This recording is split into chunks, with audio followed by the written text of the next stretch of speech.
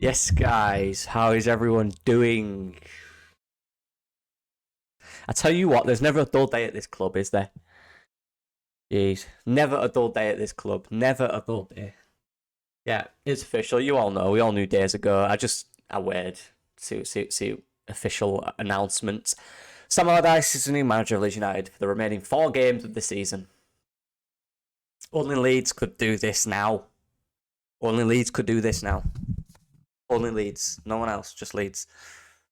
Yeah, I'm gonna do like not a tactical breakdown, but I'm gonna explain some of his tactics, the way he thinks, what he'll do to help the team. The first thing I want to do before getting into that is talk about the misconceptions of a coach. Look, memes and jokes are funny. Right? I love them. They're funny. They make me laugh. But from this perspective now, I want to talk about the misconception. So there's a conception that Sam Allardyce is literally hit and hope, long ball, big man up top, kind of just kick it and boot it, and then run a lot. That's not true. In fact, Sam Allardyce is extremely analytical. I'm a performance analyst. I know about this more than Sam Allardyce pioneered performance analysis in this country in terms of video footage and statistical data, which people don't think. But he's actually very analytical. He's not this big. He's big. He's a big guy, but he's not this loud, boisterous, stand on the sideline, shout at everyone type guy. He's not that. He can be if he needs to be. He's a coach. But Sam Allardyce actually prefers, if it was possible, as a coach, to sit in the stands and watch the game from a higher point of view to get a more analytical point of view. That's what he prefers. He's said that many times. But Sam Allardyce, what he does before he goes into any team is he will relentlessly watch footage and footage and footage of the team's strengths and weaknesses and devise a plan based on what he believes to be the weaknesses and strengths. Now, with Sam, the teams he's been to recently in the last 10 years have been relegation fighting teams. So that plan typically tends to be a plan to sort out defences. As a relegation team, you're not going to have a lot of defences. And it is vital in his system to be efficient in every way. So setting the defence up right first, understanding set pieces, because at the bottom of the league, set pieces are vital that can get you a point or 3 points, right? And being effective in the front three or the front four. He doesn't play 4-4-2, or he hasn't for a while, what I can recall. So again, that's another misconception.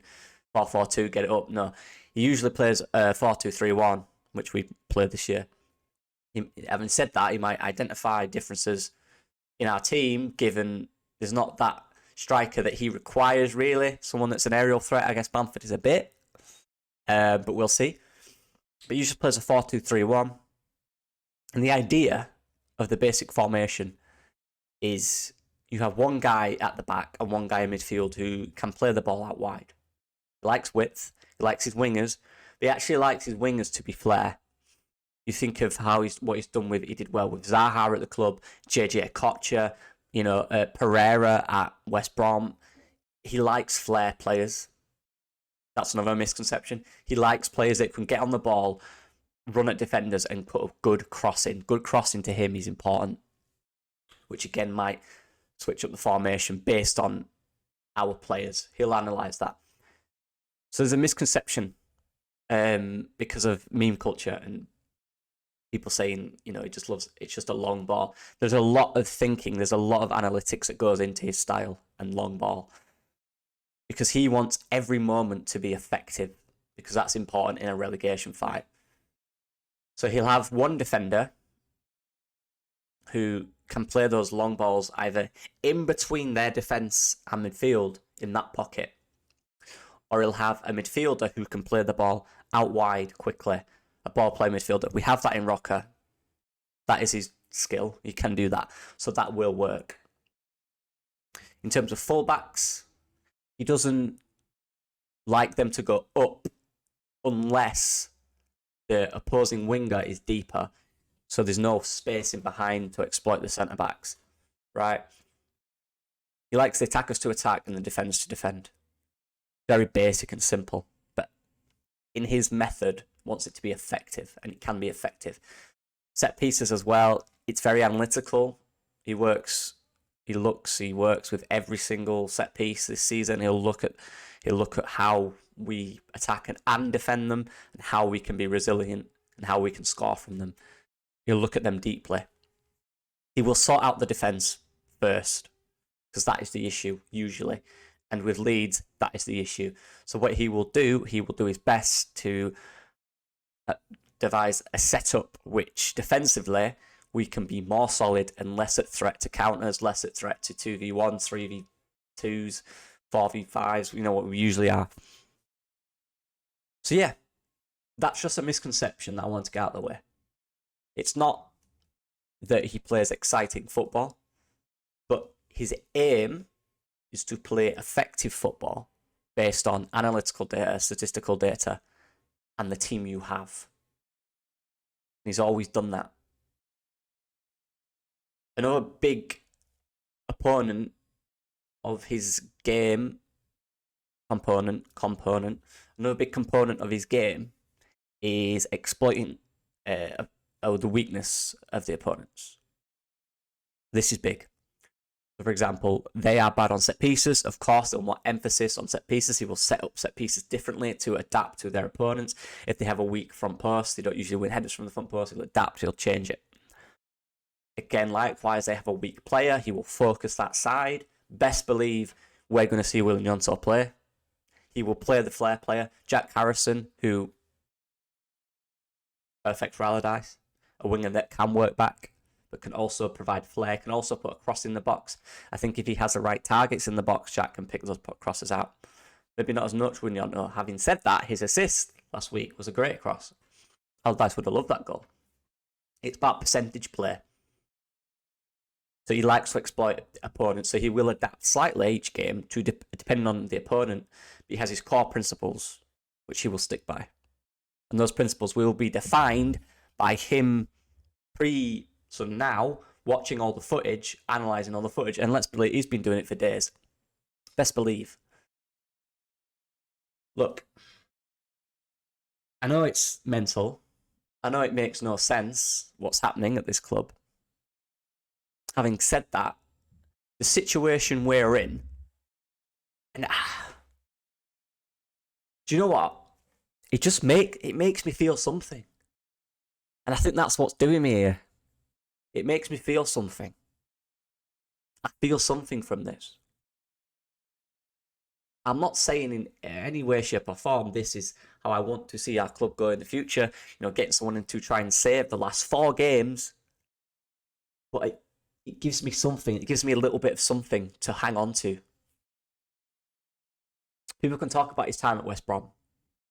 Look, as a club, we always look at the last job and not previous jobs. His entire career, where he's been successful for the most part at clubs, he saved clubs endlessly.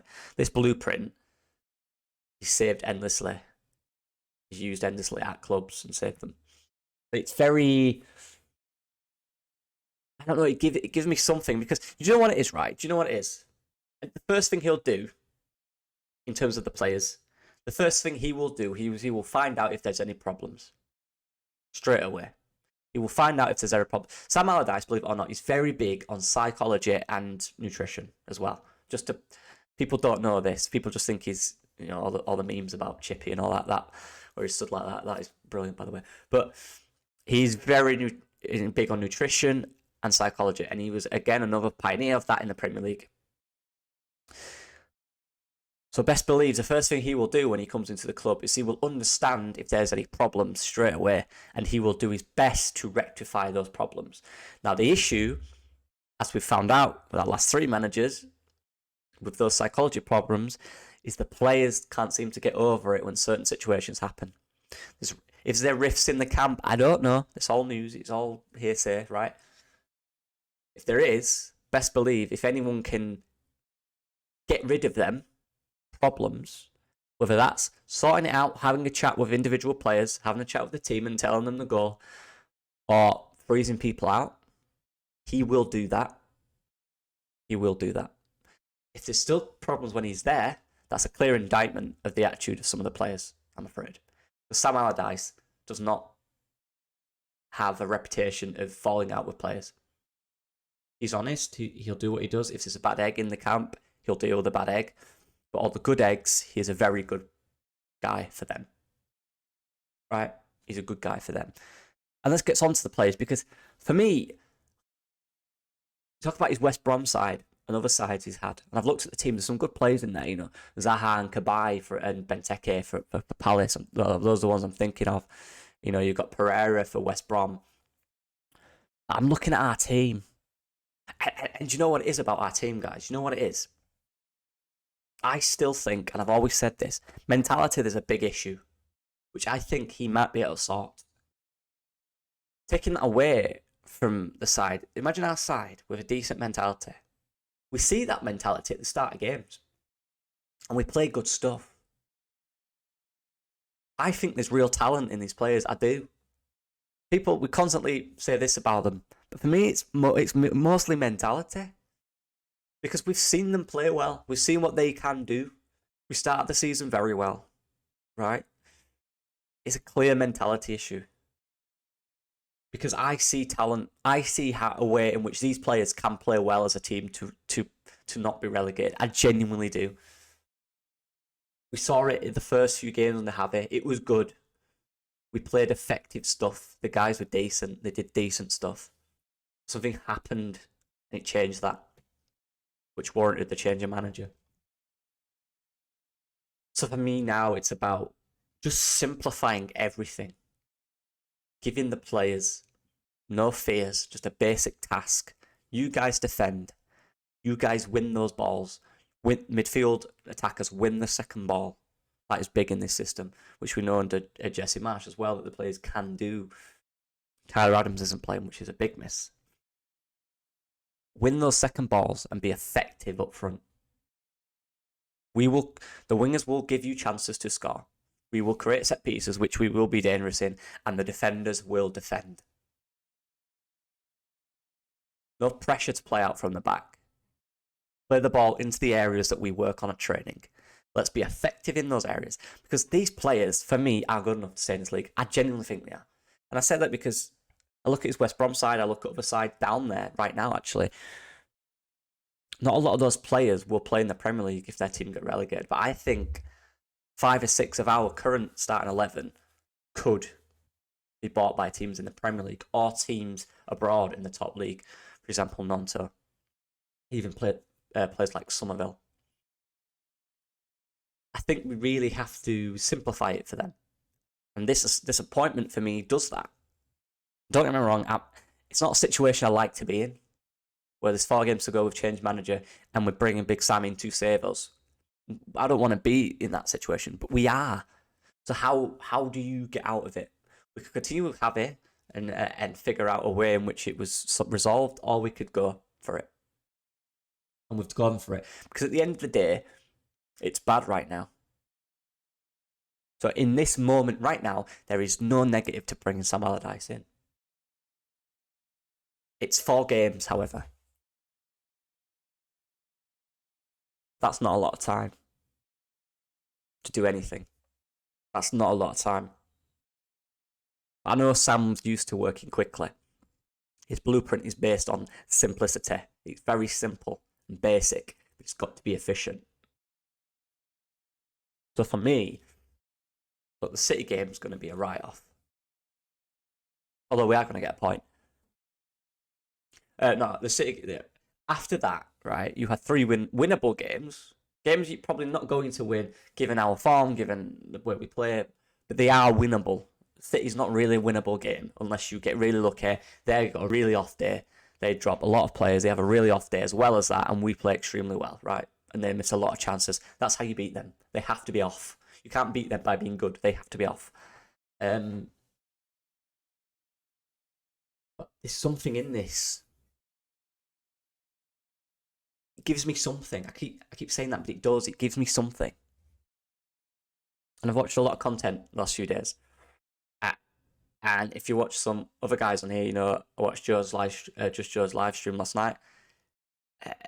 give him something, and that's what that's where I'm at. There's two sides to me.